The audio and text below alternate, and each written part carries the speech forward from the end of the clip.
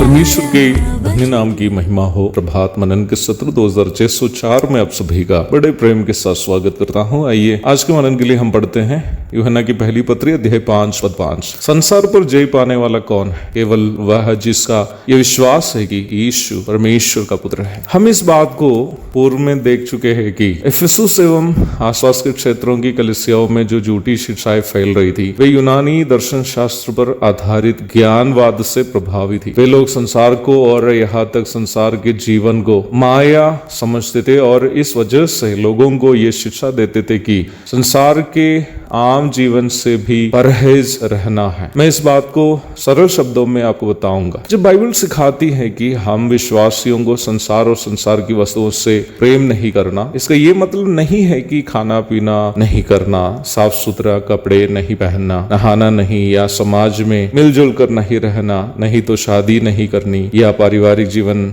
नहीं बिताना।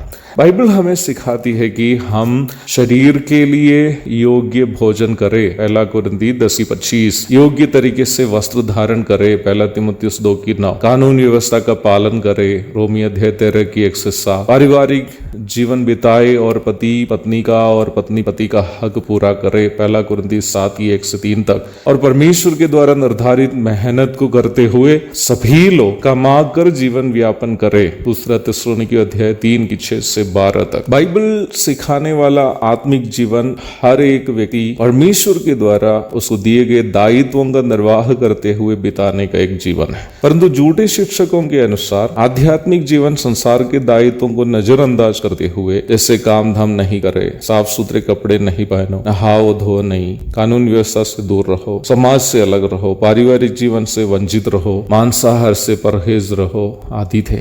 वर्तमान काल में हमारे समाज में भी देखा जाने वाला तथाकथित साधु संत का प्रथा या विवाह एवं पारिवारिक जीवन से परहेज रहने वाले तथाकथित पादरियों की रीति यूनानी दर्शन शास्त्र से प्रभावित रीति रिवाजों से है और बाइबल से इसका कोई लेना देना नहीं है। परंतु झूठे शिक्षकों के द्वारा इस कपट साधु संत वाले प्रथा को, जो जिम्मेदारियों से भागकर जीने वाला कपटतापूर्ण जीवन है, आध्यात्मिक जीवन के रूप में सिखाते थे और इस प्रकार जिम्मेदारियों से भागकर जीने को वे लोग समझाते थे कि ऐसा जीना नम्रता का प्रदर्शन है। कुलुस्सी 2 की 18 से 23 के पदों में प्रेरित पौलुस निम्न प्रकार के कपट आध्यात्मिकता की आलोचना करते हुए आप देख सकते हैं। पौलुस वह स्पष्ट रूप में कहता है कि खान पान से परहेज रहना, आम जीवन से परहेज रहकर झूठा नम्रता का प्रदर्शन करना, आत्महीनता अथवा शरीर को जानबूझकर कष्ट सहने देना इत्यादि वचन सिखाने वाला आत्मिकता नहीं।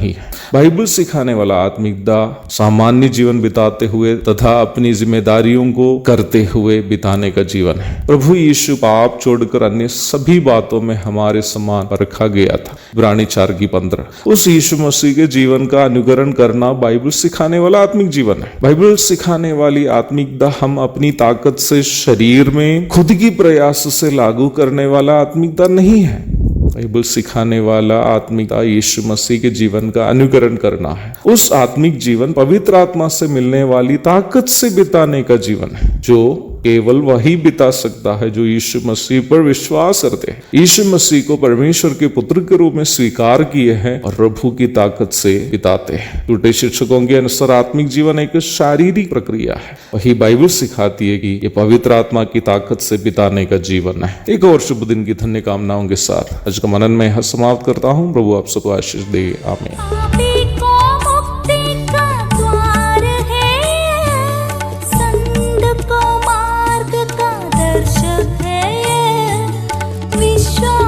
करते हैं उसके लिए